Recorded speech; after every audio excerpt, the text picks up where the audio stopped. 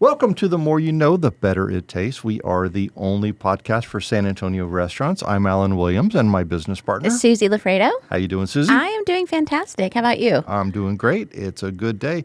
Today we got restaurant royalty here. We do. Yeah. I'm so excited. We have Nick Anthony.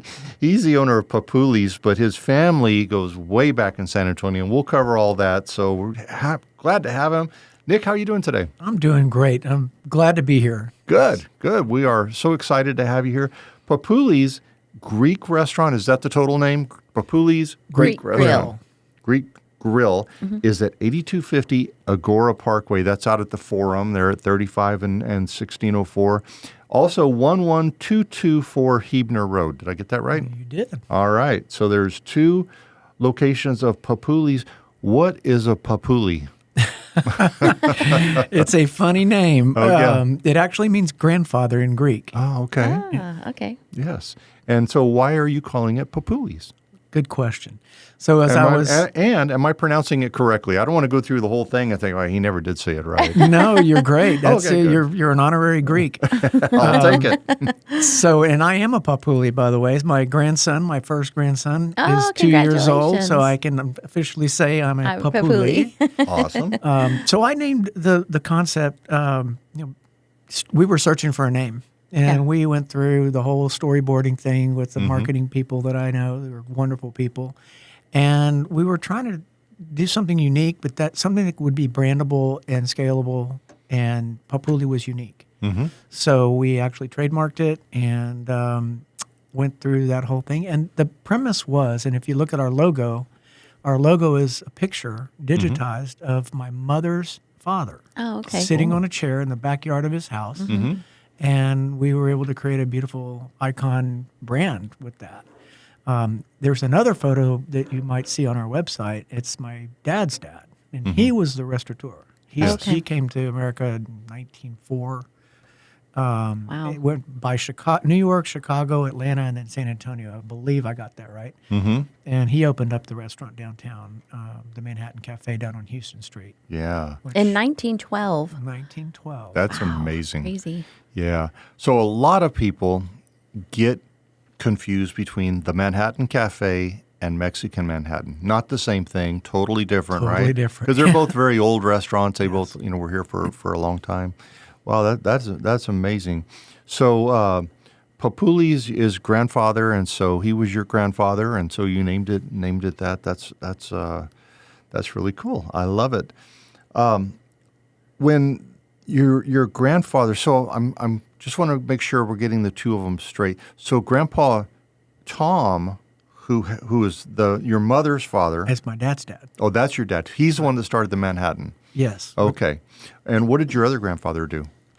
He was a seaman. He was a merchant marine, and all his life he was on the water. Okay. And he ended up in Galveston, and I think that's where Galveston was where he met my grandmother. Okay.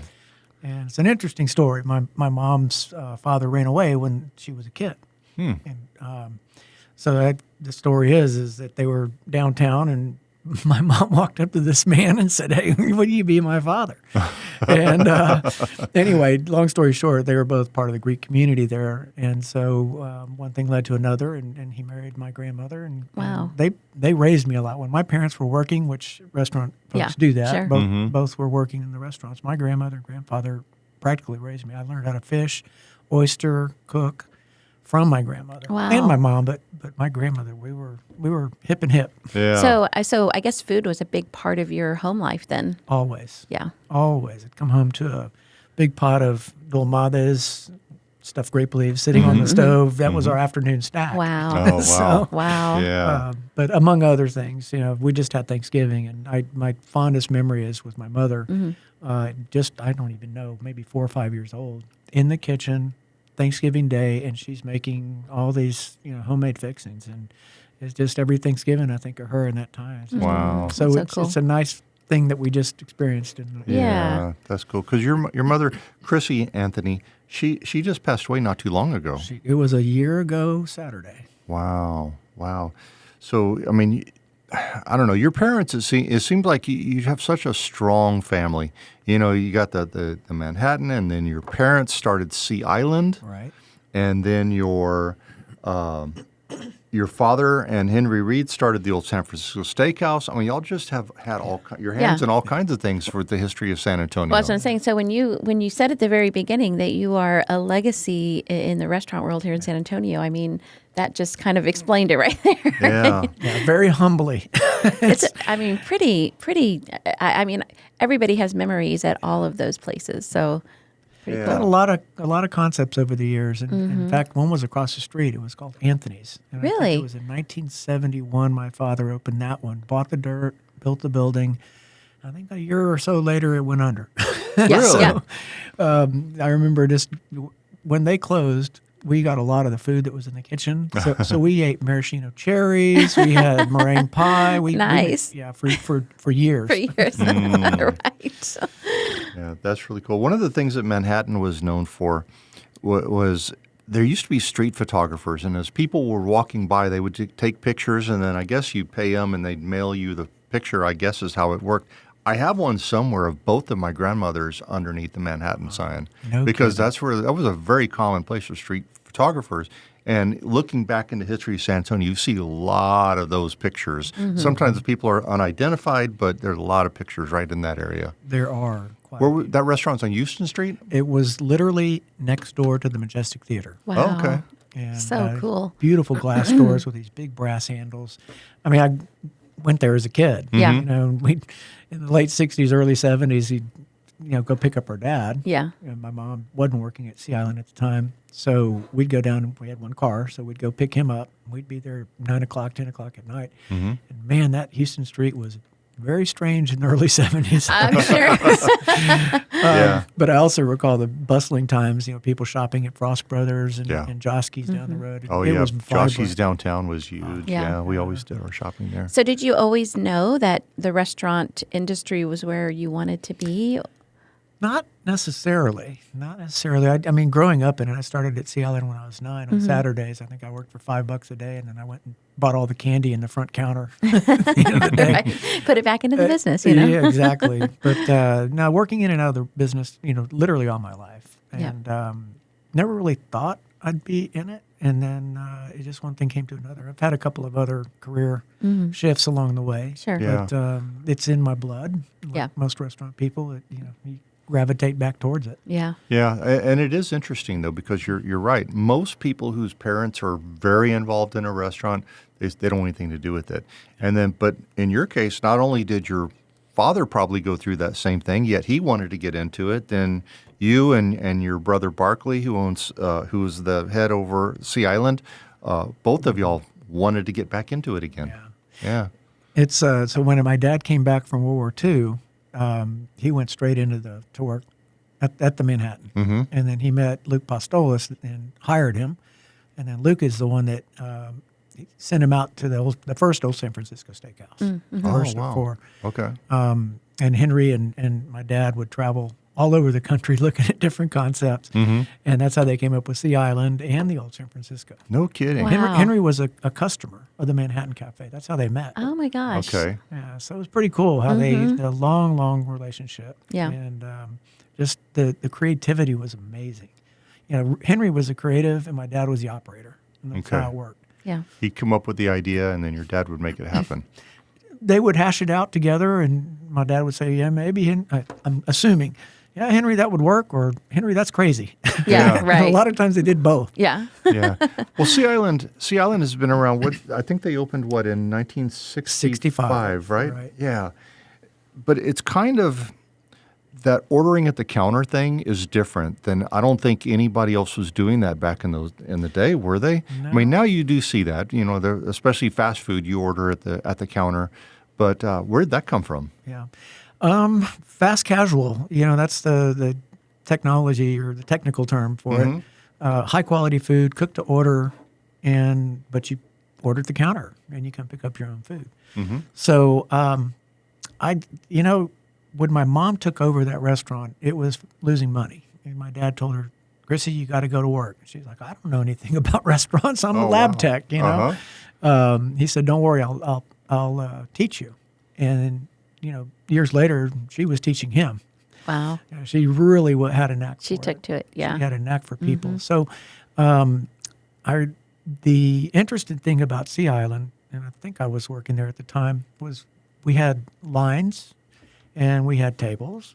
And then one day we had no tables. We had food coming out of the kitchen, but nowhere People to weren't sit. sitting at, yeah. So my mom created this, take a list, and she made a list, name, number, people in the party, and then it evolved. And we have an interesting system. There's a number box back then, and now we're digital, and we have the Yeah. table Yeah, things yeah. and all that. Right. But the kitchen knew exactly how many orders to start because we wanted the food fresh. We didn't want it sitting under a heat lamp. Right. So the kitchen expo, Saul Guerrero, who, gosh, I think he was 18 and I was 9 when he started. Wow. And he would look up at the number, and the host would punch the numbers. We're seating numbers, 5, 6, and 7. Well, he's already started 5, 6, and 7 about 3 minutes earlier because he's anticipating the roll. Right. So, Wow. but that's how the food comes out fresh. Wow, that's good. So that turned the tables faster. It turns them super fast. Yeah. Well, and I mean, having that fresh quality ingredients and all that kind of thing, I mean, that's something that you kind of grew up with. I mean, I was just reading a little bit of your history, and it was you talking about how as a kid you would go to the farmers markets and all that, and, you were a part of, pulling all of that fresh produce and just, yeah. Yeah, we knew the families down there very well. They there was one when we had charcoal on the grill at Sea Island. Saturday venture down to Labatt Cash and Carry was to buy the Royal Oak charcoal. Briquettes. Only one my mom would use. Wow. There was something about it that she was a stickler on. And so we'd go load up the trunk would sink. We'd buy 20 bags. Wow. Do it popping a wheelie going Yeah. on. Exactly. Yeah. So we did a lot of Yeah. that. The Labatt family, we bought from them for many years, and Produce Row for sure. Yeah. Wow. So when you decided to start your own restaurant, you decided to go Greek. And so was it just because that was your family memories and, that you were used to Greek? And there wasn't as many Greek restaurants in San Antonio. Now, there were just a few. Had a partner, Okay. different name at the time, and we decided to split pretty short into our relationship. So I bought my partner out, and it took me about a year to rebrand the concept because I had to change everything. I changed the recipes, the trade dress, all the decor, everything needed to be different. Yeah. Just part of our separation agreement. And so did a lot of things that I wanted to do but was not able to do. Okay. For instance, I brought rice on the menu. It's like our guests are asking for rice, not just French fries. So we brought in rice, add some Greek seasoning to it, and we changed our pita bread immediately, which was a good play because the pita bread we use is a soft pita bread versus the more Mediterranean, Right. Middle Eastern Dry. Pocket. Yeah. leather.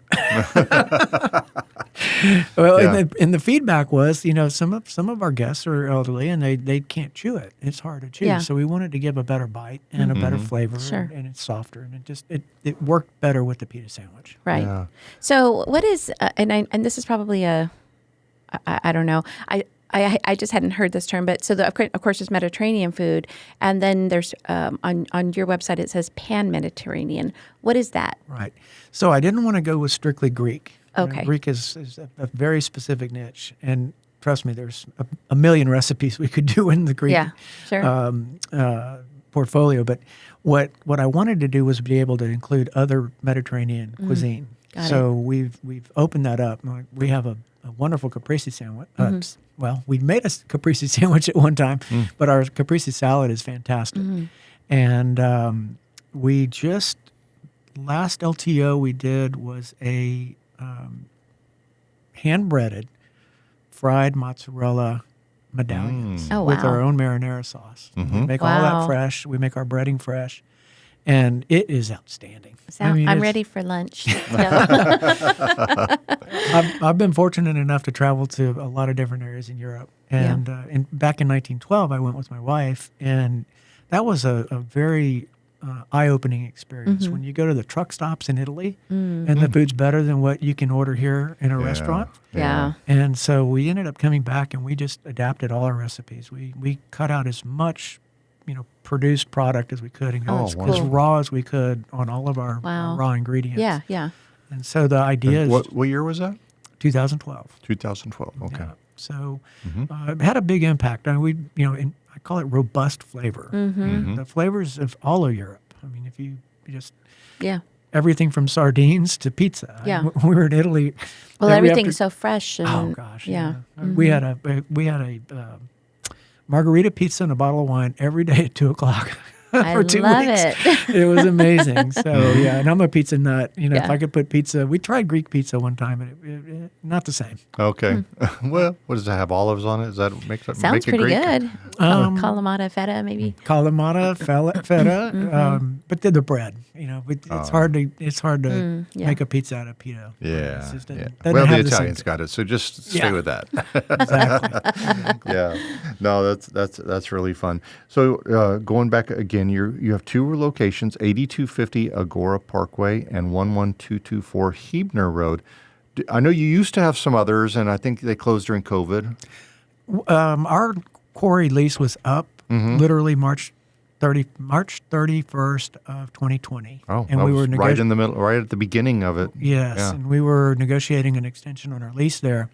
And when COVID hit, I'm like, no way. We had, at the very outset, we didn't know what was going on. Yeah. And what our future would be. Yeah. No one did. It was a mess. Right. Yeah. Yeah, it So was- we just let that one go. We had one out on 151 over by Loop 410. The highway construction. The Yeah. construction was fine. It was when the construction was finished, the flyover took all the people that would exit right in front of our Right. Right retail past. strip, go back all the way to Hunt. So you'd have to Yeah. go and turn around. So we lost a lot of guests that way. Right. Yeah. So we worked the deal out with our landlord. They were very good about it and actually paid us to leave. So Wow, that's great. Wow. and we Yeah. left our, all of our stuff there. Yeah. And they were able to bring a tenant in and open up pretty quickly. Yeah, Yeah. that's awesome. Well, that brings up, and a lot of restaurant professionals listen to this podcast. And so Nick, in addition to owning Papouli, he is also a realtor, and you kind of your specialty is restaurants. I've been doing it for 20 plus years in the restaurant world on the leasing side. Yeah. So I kind of understand that. I've been through ups and downs in that whole area. But I do that. It's just a side thing, but it's actually, I split my time roughly 50-50. Yeah, I mean, you bring. I remember the first conversation that we had, and we were kind of learning your history and that kind of thing. And one of the things that really struck me is the amount of business that you bring to the. I don't know. There's so many people who own restaurants that they don't have the business knowledge to bring to it as well. But you are able to bring that business knowledge. So just like Yeah. with this kind of in a restaurant. consulting type way, right? Yeah, yeah. Well, just like with this this move that you made, understanding that okay, we've got to do something here. I mean, now the construction's done; it's taking the customers away. So, what are the ins and outs of us moving and making this work? And anyway, that's just huge for owning a business is to have that because when It's you not an easy business. yeah And I've learned a lot from my parents and from my brother Barkley. I mean, he's a genius in restaurants and real estate. So it's a culmination of a lot of things. I had a little bit of academic background in urban planning, so Yep. that helped in an MBA. So bringing all that in to a decision on where to locate your restaurant, how big, what the just the pro forma and all that is like. There's so many factors, and so many restaurateurs get into the business thinking, well, I love to cook, and I'm going to open up a restaurant. Well, there's, that's probably 10% of it. And if you're a good cook, it's probably 8% of it, and the rest is just managing your business. Yeah. HR, I did HR for Sea Island for a number of years, and area management and whatnot. So all those things play into the success, hopefully, of the yeah restaurant. So absolutely it's an added feature that a lot of commercial realtors have that knowledge. Like you said, I bring in that other side, right. being an operator, having experience in leasing and whatnot. It's a big advantage It's a for huge advantage. the Yeah, folks it that I really help. is. Mm-hmm. Well, so you have two now. Do you would you like to get into it again and have It's not going to be a you heard it here first. Yeah, we're in negotiations on another location right now. Oh, very cool. Okay. So far northwest side of town, Nice. Alamo Ranch. I love it. We're hoping that comes to fruition. We're just waiting to hear back from the landlord at this time. Okay. But yeah, we do Okay. want to expand. Well, I We're- live on the northeast side. You need to move that no, direction. northwest is good. you have a Agora Parkway, but yeah. Yeah. Well, that's cool. Well, why don't we stop here and take a break, and we will come right back with Nick Anthony. He is the owner of Papouli's at 8250 Agora Parkway and 11224 Hebner Road. We'll be right back.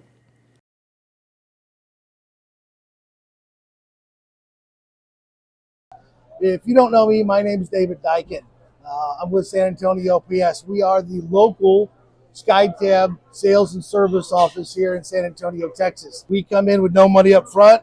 We take a copy of the merchant's menu, we program it, we professionally install it, we train them how to use it, and provide unlimited support for both the hardware and the software. We're on site today at Max and Louie's, probably one of the most demanding hospitality environments here in San Antonio, and they're a great showcase for our technology. We have kitchen display systems, we have table-side ordering and payment devices, integrated online ordering for one of our favorite customers. So some of the features that you can enjoy with your POS system as a merchant is you'll have an included free loyalty program, a gift card program, free integration with third-party companies like DoorDash and Uber Eats, inventory control systems. We have a reservations module, lots of freebies that you're going to be paying a premium price for with other systems. There's no money up front. There's no risk to a merchant when they come on board. They pay for shipping and shipping only. They get to use the equipment for 30 days. If they don't like it at the end of the 30 days, you just ship it back. No obligation. At the end of 60 days, if they're happy with their system and they want to keep it, then we give them a $5,000 sign-on bonus just for coming on board. So it helps defray all costs for getting your new POS system. I'm David Dyken with San Antonio POS. Come visit us at sanantoniopos.com. Thanks. And we are back. We have Nick Anthony today. He's the owner and of Papouli's, which is a wonderful Greek restaurant at 8250 Agora Parkway and also 11224 Hebner Road.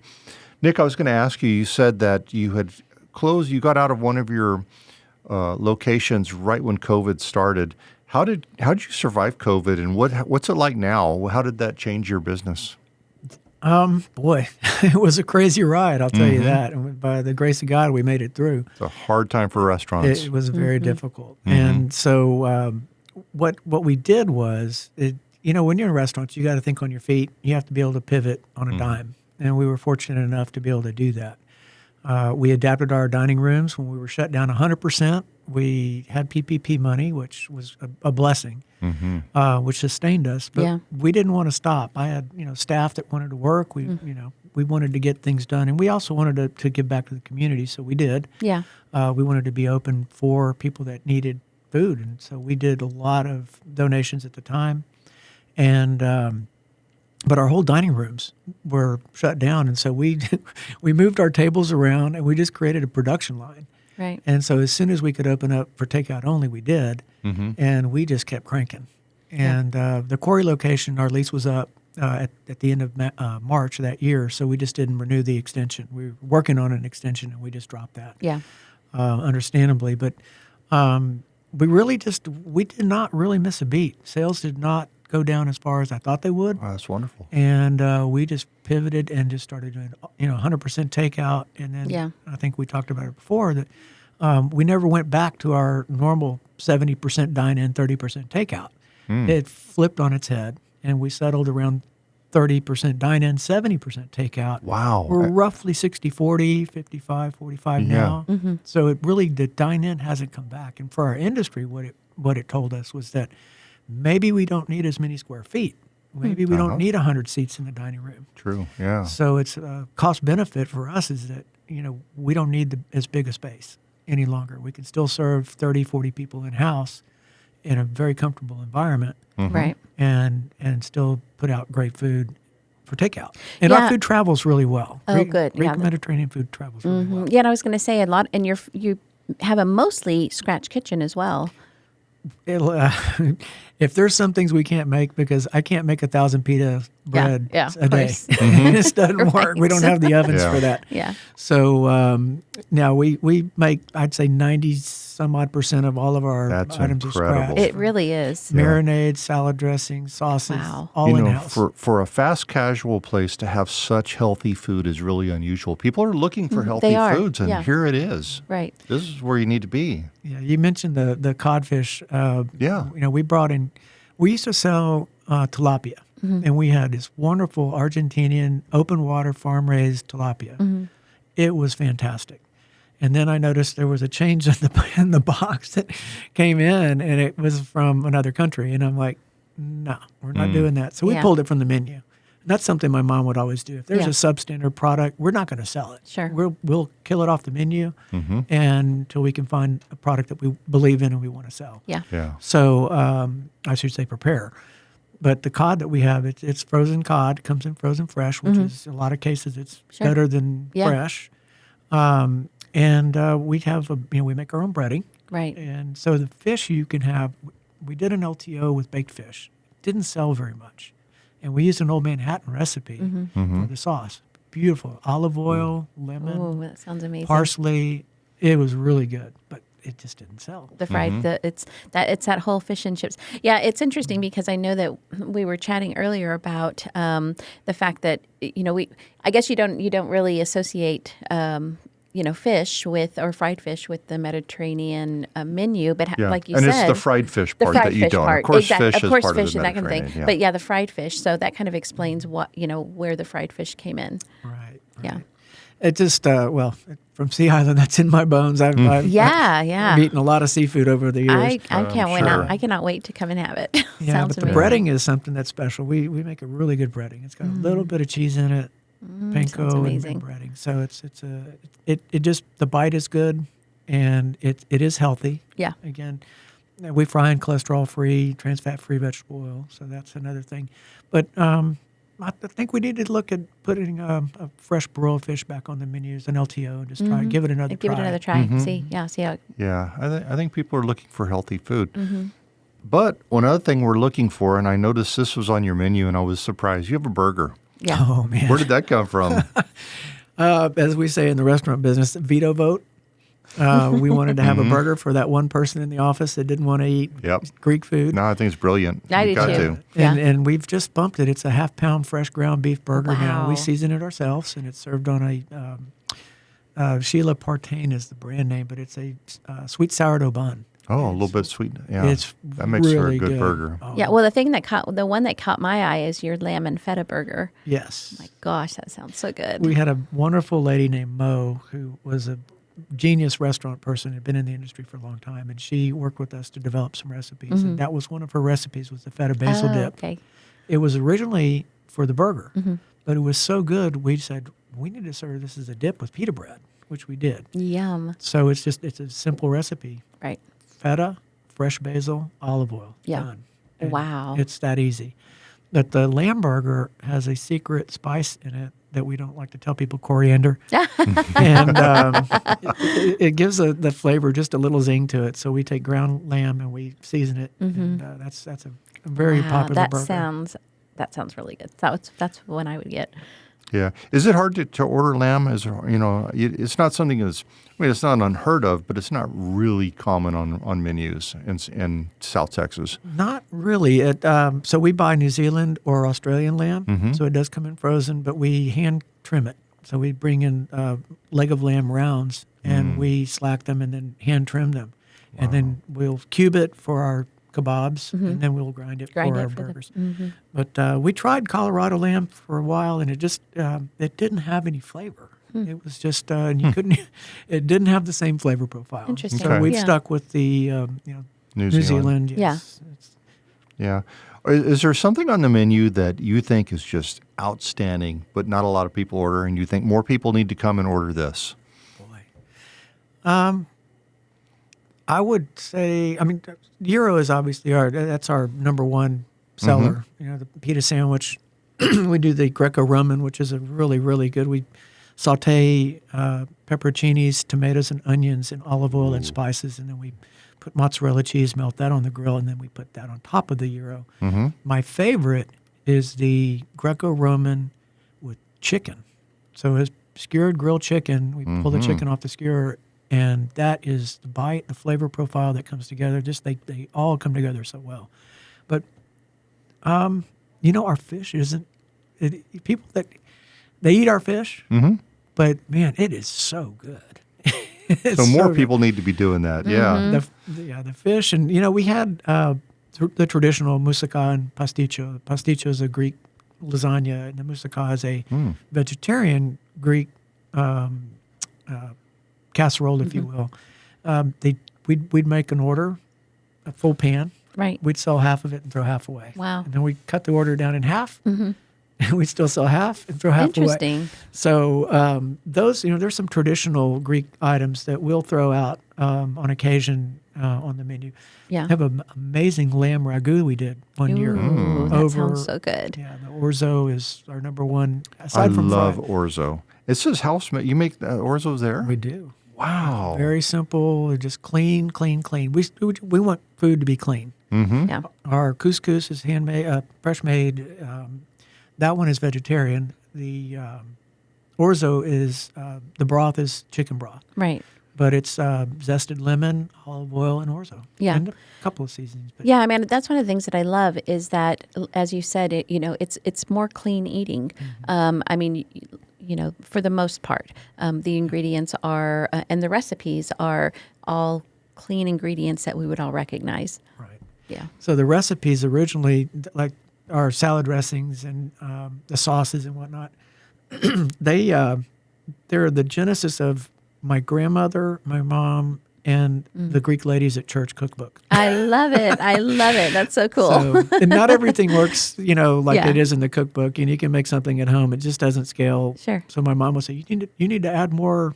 What is she? Always add more nutmeg, add more cinnamon, add more. Mom, people are buying this; they love it. They come back for it. Right. I'm not changing the recipe. Yeah, I love it's you, but a whole I'm not different thing changing when you have mom taste it. Oh yeah, Mom was the recipe. She ate with us frequently, and we'd get a lot of feedback. I'm Barkley sure. does the same at Sea Island. But it's a blessing to have had her guidance Yeah. for so many years. For sure. Absolutely. So Yeah. the other thing too is, and I kind of like this at restaurants, but you guys have a BYOB, so you can bring your bottle of wine and no cork fee at all. No cork fee, and we used to sell beer and wine. Yeah. And I never was one to upcharge 3 times the industry standard. Basically, just didn't. But wine to me is a food group, just to enjoy with your meal, and so. Unfortunately, we didn't sell very much of it. Most of our business is at lunchtime, and Fridays and Saturdays and Sundays we'd sell. Yeah. But during the week, which is a very large portion of our business, it just wasn't selling. So we decided to go BYOB. Right. And as a food group, we invite all our guests, bring your wine, bring your beer. Craft beer would be great. A craft beer with one of our burgers. Oh my yeah, gosh. I bet. And we've had, Big Hops is down the couple doors down. So we do, we'll sell food to them, and or their guests will come over and buy food and go enjoy their beer. But they're welcome to come sit on our patio or dine in. Yeah. And we have glasses ready to go, wine glasses, no corking fee at all. Yeah, ever. which is very nice. Yeah. Yeah. So you guys are open until what was it say? What time? 8 p.m. So yeah, one of the things with COVID that we realized, we started closing at 7 days a week, and when there just wasn't any business after 7 o'clock in our locations. Yeah. It was not, I won't say no business. There was some business, but it was not very frequent. Yeah.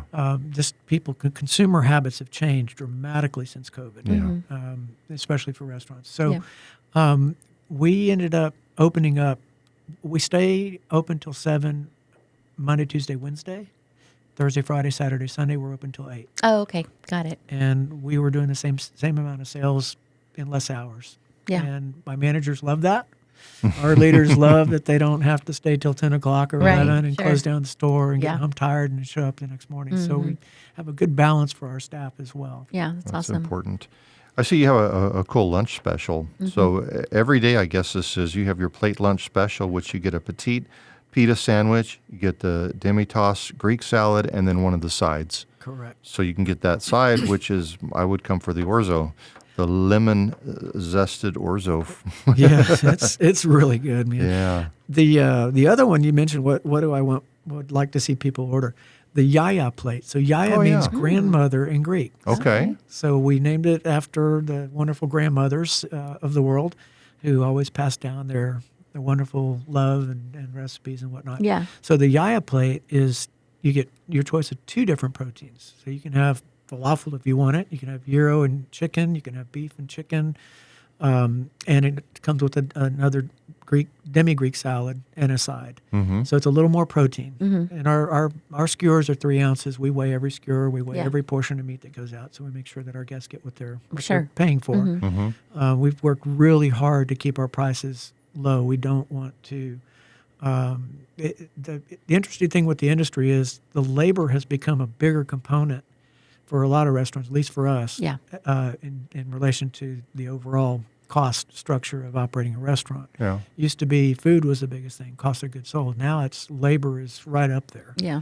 So rather than pass along cost to our guests, we really work hard with our vendor, all of them, but our primary vendor, which is fantastic. Am I allowed to say who it is? Oh, yeah, absolutely. Benny Keith, love them. Love them. They're we love great. them too. Yep. And they we've been really working hard with them, and they've been great to us in keeping our costs down. So we've got amazing. our cost structure back in place. Labor, we treat our staff well. We want Yeah. our staff to be paid well. We want them to want to come to work. Exactly. Yeah. And so I don't even know how we got on that subject. Well, it's to so be honest. smart. It's so smart too. I mean, your staff is that's your team. They are. And so for everything, for service, for just putting out the quality food, the whole works. Yeah, so that's really cool. We're fortunate. We have quite a few long-term, we're talking 9, 10 Wow, year that's amazing. staff and whole families work with us, That's which is pretty cool. that is very cool. You don't hear that as often as you would like.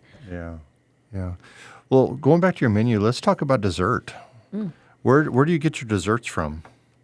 We make them in our kitchen. Wow. Even the baklava? We make the baklava scratch Wow, every day. seriously? Oh my That's gosh, incredible. that is amazing.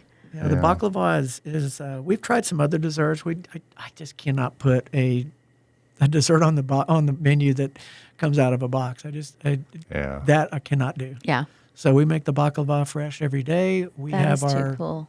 brownie Nutella brownies, Yeah. which are just fantastic. Nestle chocolate, Nutella brand, and we mix that all in. And actually, that was one of my son's recipes. The first name was Brownie Love. I love it. He and his girlfriend made it, Yeah. and it was a really it's a hit. And I tell you, we sell so many of those. And when we cater, we do dessert trays. Yeah. So we'll and you can mix and match.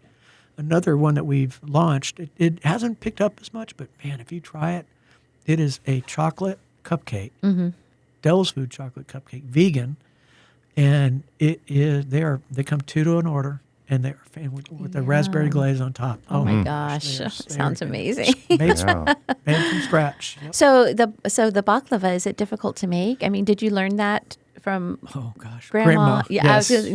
Yeah.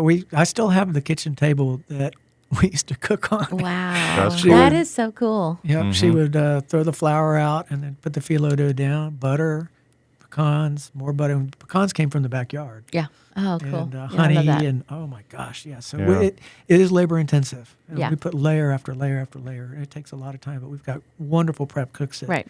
have mastered it. And when I do it, I mess it up. So It's like Yeah. just do it. Yeah. Baklava is interesting, though. So many different cultures Yeah, it's a different- have baklava. In different ways, right? Yeah. Yeah. some like baklava is Middle Eastern. And I think they use pistachios. We use walnuts in ours. Yeah. Okay. Instead of pecans because people have pecan allergies. So Yeah. we- Or with shredded phyllo, and I've seen that. That's Or called anyway. kataifi. Is Okay, shredded. okay. It's rolled, shredded, and Yes. rolled. Yes. Okay. That's another one. I don't think my grandmother made that very often. Yeah. She made a mean apple pie, but we don't have that on our menu yet. That sounds really apple pie. Hey. All of your desserts say portions are for 2. I don't think you've seen me eat. I don't think so. I was going to say, and that's actually, I mean, that's a great point. I mean, like what you were talking about with the brownies, it's $3.49 portion for 2. That's amazing. It's a about a 4x4 inch square on the Wow. brownies, and the baklava basically the same. They come in 2 triangles, but we box them together. So you can have one now, one later. Exactly. go. But that's, I mean, the price are really, really good. Wow. Yeah. It's pretty cool. Well, this is an amazing menu, and yeah, we're all thinking about the healthy part of it coming along more and more. And so this, there are 2 locations of Papouli's. Everyone needs to go and check this out. If For you haven't sure. been, or if it's been too long since you've been, you need to come and look. Yeah, absolutely. And also with, all the holidays and that kind of thing, catering is something that you guys do quite often, right? We do. We have catered parties of 10, literally, to 500. We've Yeah. done Wow. 2 weddings and a funeral. Did my cousin's funeral, which was really interesting, but he wanted, Yeah. they wanted, he loved Papouli, so Yeah. we did that. And we do a lot of corporate catering as well. We do a lot of the farmer reps Sure. contact us because the staff request us. The farmer will say, "What do you want?" And they'll say, "Papouli's." And we're Yeah. like, okay, great. We're there. Yeah. That's So we amazing. have a wonderful team that can push out a lot of food, and it arrives hot, served. Whether you just we do drop and go. Yeah. We do full service. We do Oh, okay. events. We do a lot of catering for special events as well. A lot of donations, a lot of charity work that Right. we enjoy doing. So we like to support and give back to the community that way. Yeah. That's awesome. Very good. All right. Well, Nick, thank you for being here today. Yeah, that was I had awesome. fun. I really Really cool. appreciate you guys inviting me here. This has been fun. Oh, it's I amazing. love seeing y'all in the restaurant, and Thank you. it's just good to share with everyone. Yeah, for sure. Yeah, yes. Absolutely. I 100% agree. It's always cool to be able to share, I think, things that people may not realize and know. I think there were so many things we touched on about your restaurant that people are going to be surprised about. So I'm excited. Well, we've shared this before. The name of our podcast is The More You Know, The Better It Tastes, Yes. because we believe when you know the story behind it and where it came from and what the thought was in this process and everything, it just means more when you go there. You have kind of it's partly my place now. It's a wonderful way to connect the emotion with what you're consuming. Yeah, for sure. Absolutely. Thank y'all so much for having Yeah, me today. absolutely. Thank you for coming. Yeah. All right. So Papouli is at 8250 Agora Parkway at the Forum. They're at 1604 and 35. Yep.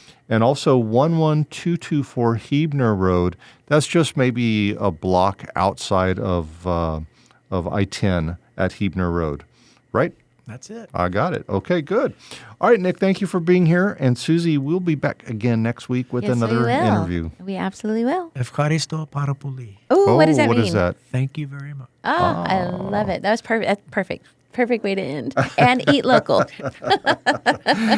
right. Well, with that, bye, guys. We will see you again next week. Thank you. Bye.